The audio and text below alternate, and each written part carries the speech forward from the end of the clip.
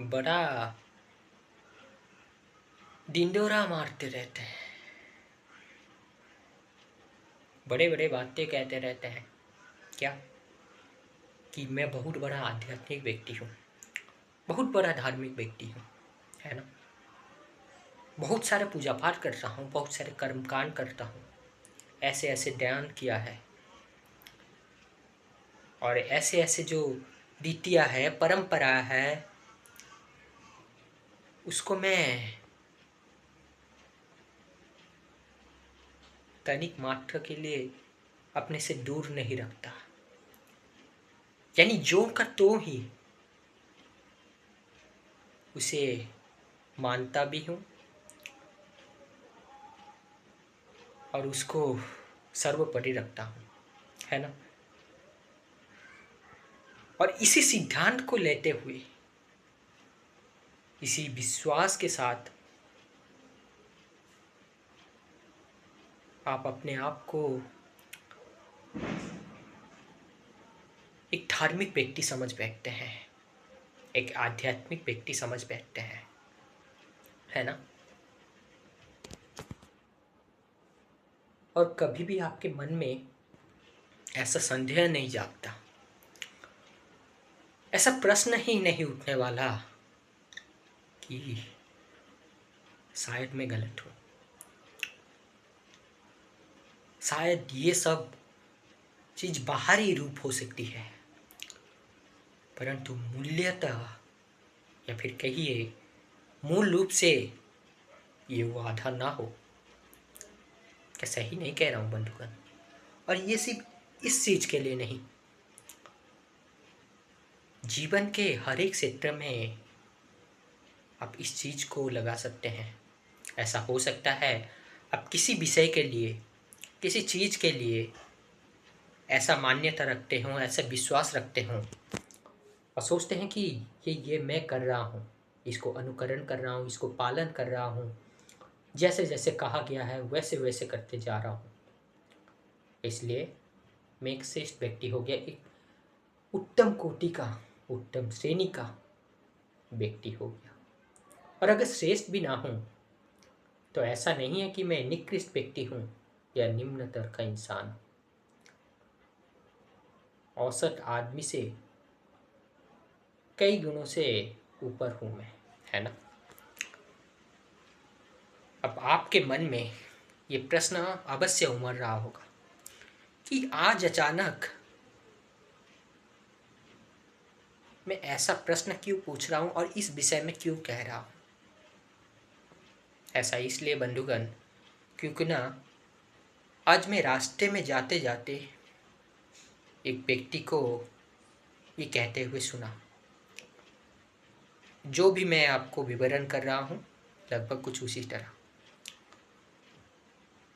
परंतु जब आप उस व्यक्ति का जीवन शैली देखेंगे, उसका महत्वाकांक्षाएं देखेंगे,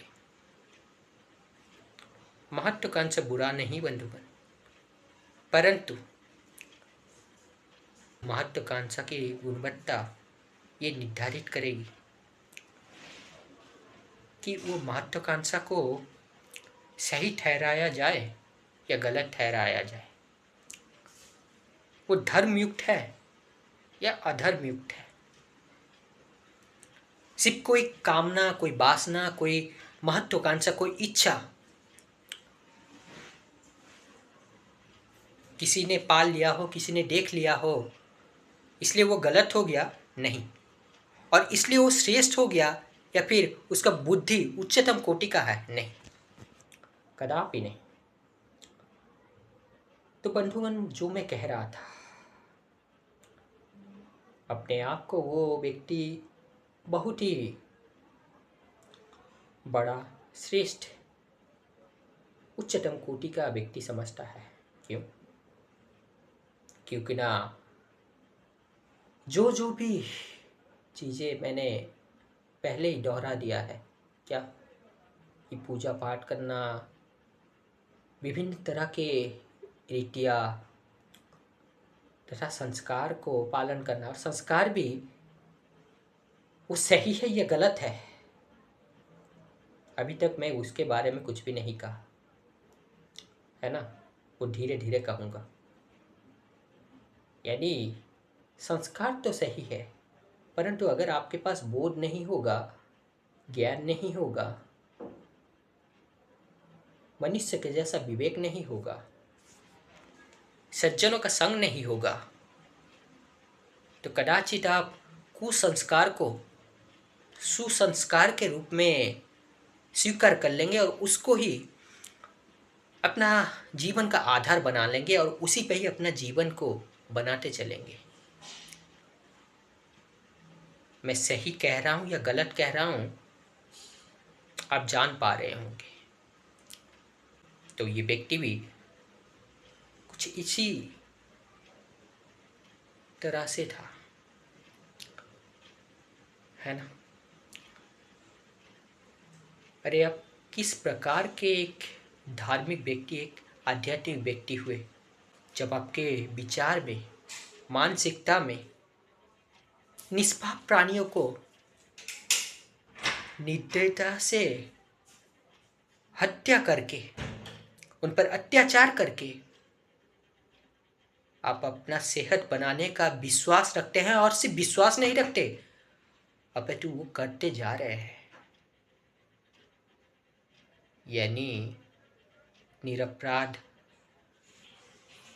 प्राणियों को मारकर अपना सेहत बनाना कहाँ तक एक सज्जन व्यक्ति का कार्य है, कहाँ तक ये गुणी मनुष्य का चिंतन धारा हो सकता है। जरा अपने आप से पूछिए तो। किसी को पीड़ा पहुंचाकर, किसी को दुख देकर अपना स्वार्थ हासिल करना, अपना लाभ के लिए सोचना, ये देवत्व का गुण है या फिर आसुरी गुण? इसे आप देवता की कोटि में रखेंगे या फिर राक्षस की कोटि में? उत्तर आप भली भांति जानते हैं, और उत्तर से हर कोई भली भांति परिचित है, परंतु कहना नहीं चाहते। याद रखिएगा बंधुगण, जानने से कुछ फर्क नहीं पड़ता जब तक वो ज्ञान आपके जीवन में नहीं उतरता। तो जानना ना जानने के बराबर है। मैं तो जानता हूं कि चोरी करना गलत है, और इसीलिए अगर मैं जीवन में कभी भी चोरी ना करूं तब फिर मैं सही हुआ। परंतु मैं जानता हूं कि चोरी करना गलत है, उसके बावजूद भी मैं उसको मानता नहीं, उसको पालन करता नहीं। मैं लोगों को ठगता रहता हूँ। विभिन्न तरह के डकैती के जो कार्य होते हैं, लूटपाट के जो कार्य होते हैं, उसमें शामिल होता रहता हूँ। क्या दिन क्या रात, जब भी मौका मिलता है तभी किसी की संपत्ति हड़पने में जुट जाता हूँ। तो क्या इस व्यक्ति को आप कहेंगे वो सही मनुष्य है? बोलिए नहीं। क्यों? वो तो जानता है कि चोरी करना गलत है, परंतु आप इस पर इसलिए कहेंगे कि वो गलत है क्योंकि ना जानने से कुछ फर्क नहीं पड़ता। वो सद्विचार, वो सद्ज्ञान, वो सद उद्देश्य उसके जीवन में नहीं दिखता, है ना। बिल्कुल उसी तरह बंधुगण, एक आध्यात्मिक व्यक्ति, एक धर्मयुक्त व्यक्ति यानी धार्मिक व्यक्ति कभी भी किसी को आघात नहीं पहुंचा सकता, किसी को पीड़ा देने का सोच ही नहीं रख सकता। परंतु इसका मतलब ये नहीं कि वो कायर है, डरपोक है। नहीं, ऐसा इसलिए क्योंकि ना उसका विवेक किसी को पीड़ा देकर अपना स्वार्थ हासिल करने के लिए अनुमति नहीं देता, इसीलिए वो ऐसा नहीं करता। तथा ये धर्म भी नहीं है, ये न्याय भी नहीं है। और हमें ये बात हमेशा याद रखना चाहिए, जैसा कर्म करेंगे वैसा ही हमें फल मिलेगा। हाँ, आज कर रहे हैं तो इसका मतलब ये नहीं कि आज ही मिल जाएगा।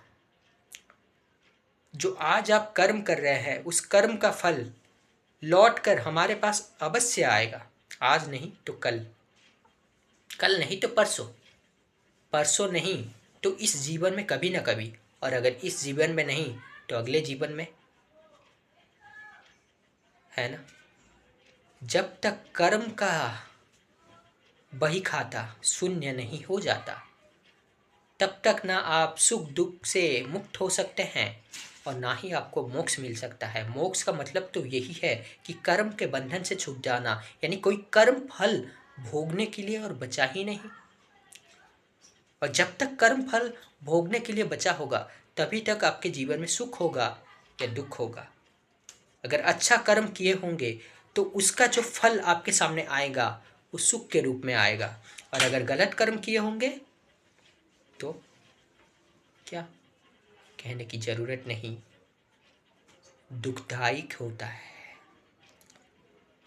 दुख लेकर आता है, पीड़ा लेकर आता है ना, जो किसी को पसंद नहीं होता। परंतु कर्म करने के वक्त हम ये भूल जाते हैं, कर्म बीज है और सुख और दुख उसका फल। तो बंधुगण, वास्तव में आज जो कहना चाहता था वो ये है कि किसी निष्पाप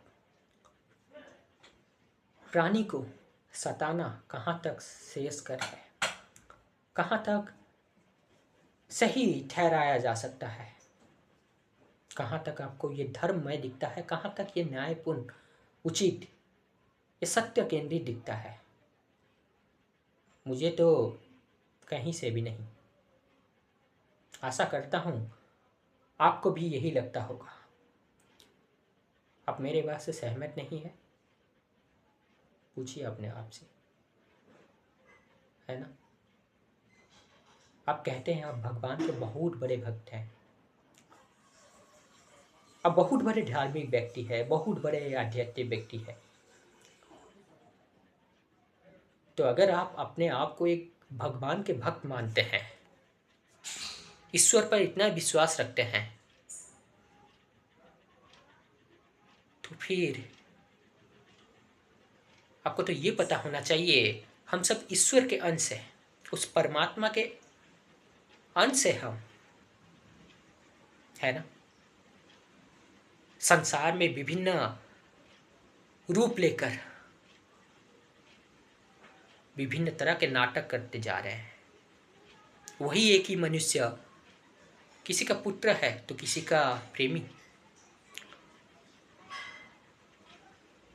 किसी के लिए बाप है तो किसी का बेटा, है ना। क्या सही नहीं कह रहा हूं बंधुगण? और मुख्य चीज ये है कि अगर ईश्वर हमारे आधार हुए, हमारे पिता हुए, हमारे माता पिता हुए, तो हम सब उसके संतान हैं। ये काया नश्वर है, मिट्टी से बना है, पंच तत्वों से मिलकर ये काया बना है और अंत में इसको पंच तत्वों में ही विलीन हो जाना है। तो उस परमात्मा का अंश जो आत्मा है वो जब एक नश्वर रूपी शरीर में आ बैठता है तभी जीवन का संचार होता है। अब नश्वर रूपी शरीर का कुछ भी आकार हो सकता है, वो मनुष्य के रूप में हो सकता है, किसी जानवर पशु पक्षी के रूप में भी हो सकता है ना। परंतु उसमें जो जीवन का संचार करता है, जो प्राण का संचार करता है, वो तो वही हम सब एक ही हुए ना।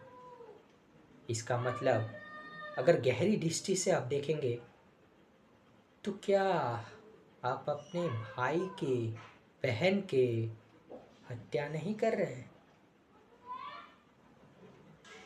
क्या कभी भी एक माता पिता ये चाहेंगे कि उनका एक अंश, उनका एक पुत्र अपने दूसरे पुत्र की हत्या कर दे, उसका शत्रु बन जाए, उसका विरोधी बन जाए? नहीं, है ना। इस संसार में हर एक का एक कर्तव्य है, एक अधिकार है। विभिन्न तरह से वो अपने अपने योगदान देते हैं इस संसार को चलाने के लिए। और जिसने जीवन दिया है सिर्फ उसी को ये अधिकार है उसके जीवन लेने का। तो फिर आपको ये अधिकार किसने दिया? किसने दिया? लेकिन अब तो इंद्रिय तृप्ति के भाव से मुक्त ही नहीं हो पा रहे। इस 4-5-6 इंच की जीभ ने ना जाने कितने मिट शरीर का स्वाद लिया है ना। और स्वाद के लिए आप एक जीवन की हत्या कर रहे हैं। कहाँ गया मानसिक विवेक आपका? कहाँ गया बोध आपका? कहाँ गया आपका ज्ञान इस समय? नहीं। अब जीवन में विभिन्न तरह के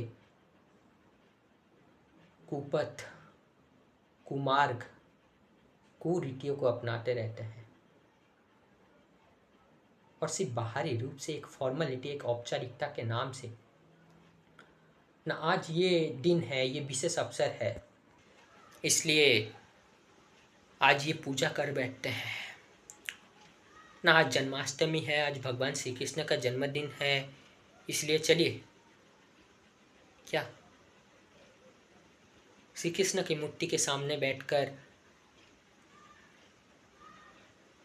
उनका गुणगान करेंगे, भोग चढ़ाएंगे,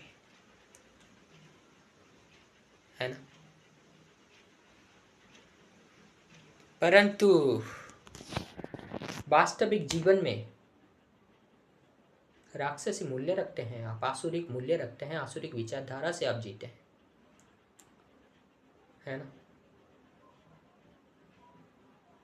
और कभी किसी ने ये नहीं कहा कि मेरी पूजा करो, आप मानते आ रहे हैं।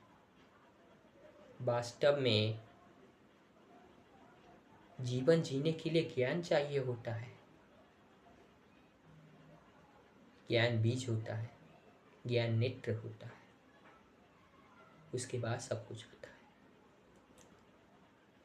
और जीवन का 4 पुरुषार्थ होता है जिसके लिए परिश्रम करना पड़ता है: धर्म, अर्थ, काम और मोक्ष। पहला चरण होता है धर्म। धर्म अर्थात धारण करने योग्य। और धारण करने योग्य कौन सी चीज है ये आपको आपका विवेक बताएगा। और विवेक भी निर्मित होता है आप कैसे संगति में जीते हैं। अगर चोर डाकुओं का संग करेंगे तो निस्संदेह आपका मन मलिन होता जाएगा, आपका विवेक कलुषित होता जाएगा, आपका विवेक सही और गलत में अंतर नहीं कर पाएगा। जो मनुष्यता के दृष्टिकोण से, धर्म के दृष्टिकोण से गलत है वो आपको श्रेयस्कर लगेगा। वहीं पर अगर एक व्यक्ति, एक मनुष्य अपना अधिकांश जीवन या फिर कहिए अपना संपूर्ण जीवन सज्जनों के मध्य बिताए, संतों के मध्य बिताए, ऋषि मुनियों के मध्य बिताए या फिर ज्ञानी मनुष्य के मध्य बिताए, यानी उसका संगति ऐसा हो जो जीवन को क्या इंद्रधनुष की भांति गुण देता हो, गुणी बनाता हो, तो उसका विवेक, उसका ज्ञान, उसका बोध अलग तरह का होगा, है ना। क्या सही नहीं कह रहा हूं बंधु?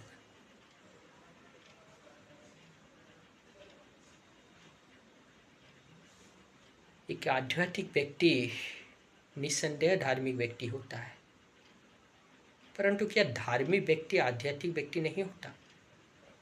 मैं कहूँगा हाँ भी नहीं भी। अब यहाँ पर आप कह रहे होंगे कैसा दोगलापन विचार में रखता है ना। इसके लिए उत्तर यही है बंधुगण, अगर आप आज की स्थिति को देखेंगे तो आपको ये लगेगा कि अधिकांश आज के धार्मिक व्यक्ति जो अपने आप को कट्टर धार्मिक मानते हैं, कदाचित वो आध्यात्मिक व्यक्ति है ही नहीं। परंतु क्या धार्मिक व्यक्ति आध्यात्मिक व्यक्ति नहीं होता? अवश्य होता है। परंतु आज जो धर्म आपने मान लिया है वो आपने तो अपनी जाति से, अपने कुल से, अपने परंपरा से, अपने विश्वास से जोड़ दिया है। धर्म अर्थात धारण करने योग्य, और धारण करने योग्य क्या चीज है वो आपको सिर्फ ज्ञान बता सकता है, बोध बता सकता है, लेकिन आपको तो ज्ञान या बोध तो मिला ही नहीं। स्कूल में जो शिक्षा मिलता है वो फॉर्मल एजुकेशन है, वो भौगोलिक शिक्षा है। यहाँ पर भौगोलिक शिक्षा में भूगोल भी आता है तथा रासायनिक विज्ञान भी आता है, वाणिज्य भी आता है, इतिहास भी आता है, यानी समाज का शास्त्र है। कहने जाऊं तो बहुत कुछ विषय आता है। इस संसार में जीने के लिए जो जो आवश्यक है उसी को ही मैं भौगोलिक दृष्टिकोण से ले रहा हूं। गणित भी उसी में आता है, लेकिन हम तो शरीर नहीं है, हम आत्मा है। तो जिसके पास आत्मज्ञान होगा वो जान सकेगा कि कब क्या धारण करना है, क्या क्या मानना चाहिए। वो ये नहीं कहेगा कि सब लोग ये कर रहे हैं तो इसीलिए मुझे भी ये करना है। नहीं, जो सही है भले ही उसे कोई कर रहा हो या नहीं कर रहा हो, वो मुझे करना है। और अगर एक चीज़ गलत है, उसको चाहे पूरा समाज ही क्यों ना करता रहे, अपना परिवार ही क्यों ना उसमें भागीदारी दे, लेकिन मैं उसमें अपना हाथ नहीं दूंगा, उसमें सहायक नहीं बनूंगा, उसका विरोध करूंगा, है ना। धर्म आप में दया का संचार लाता है, और जिसमें दया होगा, क्या वो कभी अंडा, मांस, मछली खा सकता है? नहीं, कभी भी नहीं। यहाँ पर कुछ लोग ये कह रहे होंगे कि हमारे शास्त्र में कहीं कहीं ये कहा गया है कि मांस को खाने के लिए। बंधुगण, एक चीज याद रखिएगा, हमेशा चाहे कोई भी समय हो, जिसका वरीयता ज्यादा होता है उसको प्रधानता दिया जाता है, यानी जिसका प्रायोरिटी ज्यादा होता है, जो उस समय आवश्यक होता है, उसको ही प्रधानता दिया जाता है। निस्संदेह एक जानवर से, एक पशु से, एक पक्षी से ज्यादा मूल्य है एक नर का, एक नारी का, यानी एक मनुष्य का। अगर कहीं भी ऐसा स्थिति आए जहां पर एक मनुष्य फंस गया है और जहां पर एक जानवर भी फंस गया है, तो निस्संदेह हम दोनों को ही बचाने का प्रयास करेंगे, परंतु ज्यादा वरीयता मनुष्य को देंगे, क्योंकि ना उसके बचने से संसार को अति लाभ होगा। कौन जाने वो कल महापुरुष बन जाए, कोई एक बड़ा गुरु हो जाए, एक बड़ा सेनापति बन जाए, है ना। विभिन्न तरह के योगदान दे सकता है, लेकिन एक पशु सिर्फ एकांगीन ही कार्य कर सकता है जो कार्य उसका है, लेकिन मनुष्य नहीं। मनुष्य दुर्लभ है। तो इसी सिद्धांत को लेते हुए बंधुगण, मान लीजिए कोई मनुष्य बहुत ही दुबला पतला है, या फिर कोई भी ऐसा स्थिति आ गया हो जो इमरजेंसी स्थिति है,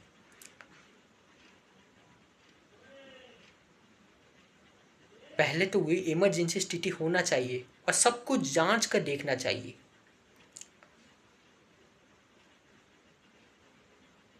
तब अगर मान लीजिए उस मनुष्य को अभी मांस की आवश्यकता है, अभी एक ऐसा समय आया जिसका पूर्ति सिर्फ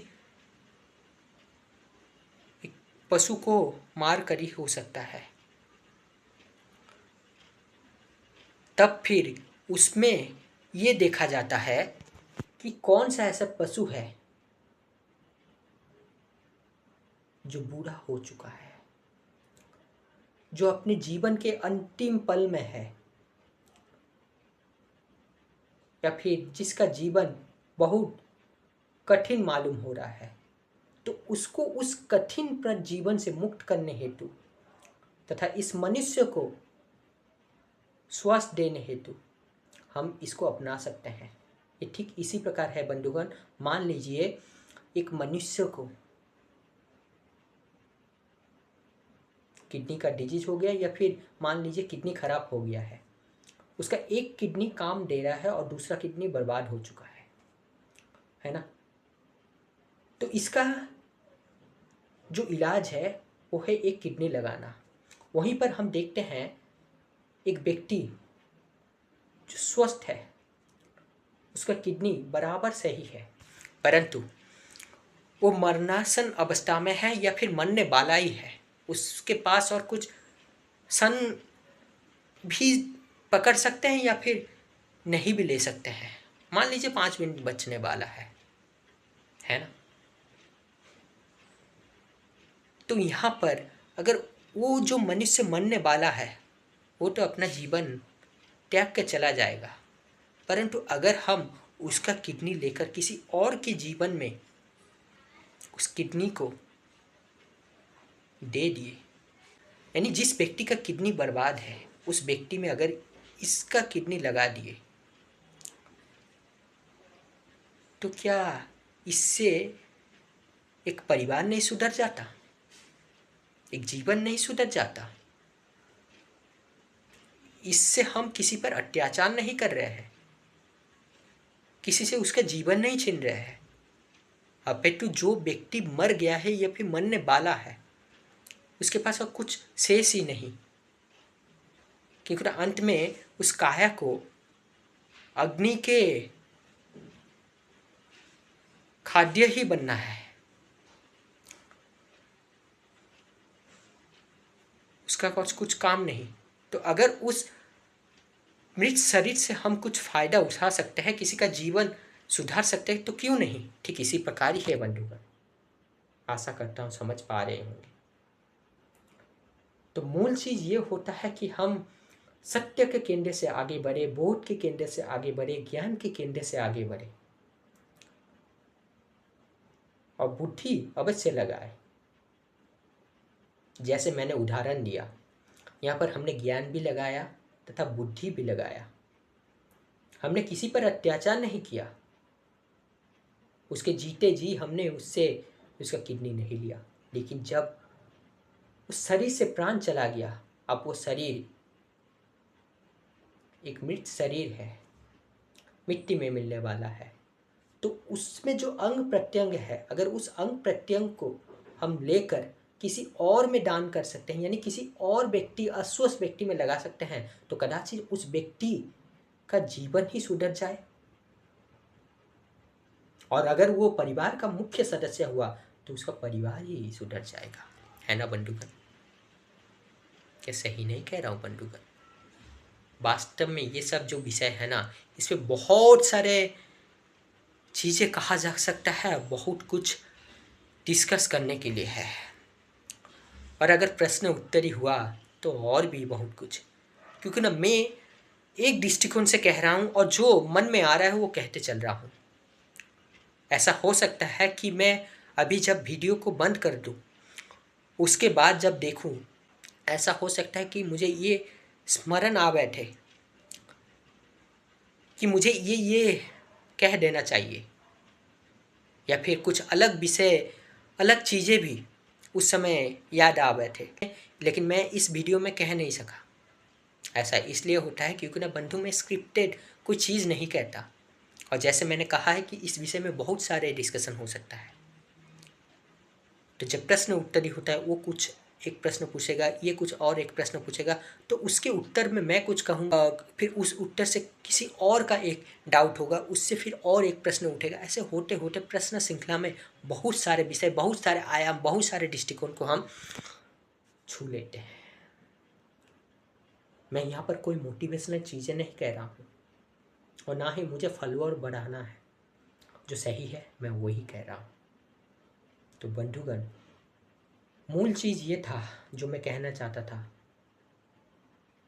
कि अपने आप को मिथ्या धार्मिक, मिथ्या आध्यात्मिक व्यक्ति मानना छोड़ दीजिए। ज्ञान लीजिए, बोध लीजिए, तब जाकर संस्कार को मानिए, रीतियों को मानिए। कौन सा कर्मकांड, कौन सा पूजा, कौन सा चीज़ों को अपनाना है, तब आप जान पाएंगे। और कहाँ विरोध करना है ये भी आप जान पाएंगे। वीर वो नहीं होते जो भीड़ के भांति चल देते हैं। वीर के भाग्य में मृत्यु नहीं होता, वीर के भाग्य में वीरगति होता है। और इसलिए वो चाहे समाज के विरुद्ध क्यों ना जाना पड़े, भीड़ के विरुद्ध क्यों ना जाना पड़े, उसके विरुद्ध अवश्य जाएंगे। चाहे उनका मृत्यु हो जाए, चाहे समाज उसको ठुकरा दे, कितना भी दोष लगा दे उस पर, लेकिन वो रहेंगे ही सत्य के राह पर। और अगर उसका मृत्यु भी हो गया, क्योंकि वो सही राह पर रहते हुए मृत्यु हुए है, तो उसको मृत्यु नहीं कहते, उसको वीर गति कहते हैं। तो निस्वार्थ प्राणी को सताना बंद कीजिए और एक सज्जन व्यक्ति के भांति अपना जीवन को सुधारते रहिए और जीते रहिए।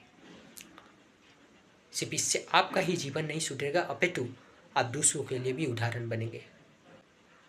समाज के लिए हो या ना हो, लेकिन आपके परिवार के लिए अवश्य होगा।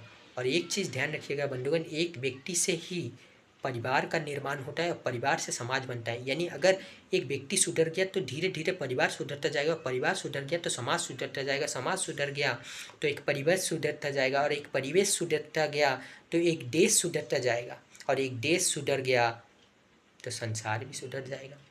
कैसा ही नहीं कह रहा हूँ बंधु। आशा करता हूँ जितना मैं कहा हूँ उतना आपको समझ में आया होगा। और हाँ,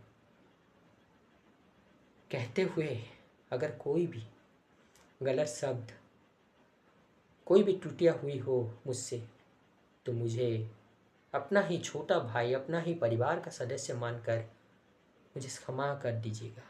कोशिश करूँगा कि पुनः मैं जब आपके सामने आऊँ, इस त्रुटियों को ना दोहराने के लिए। धन्यवाद।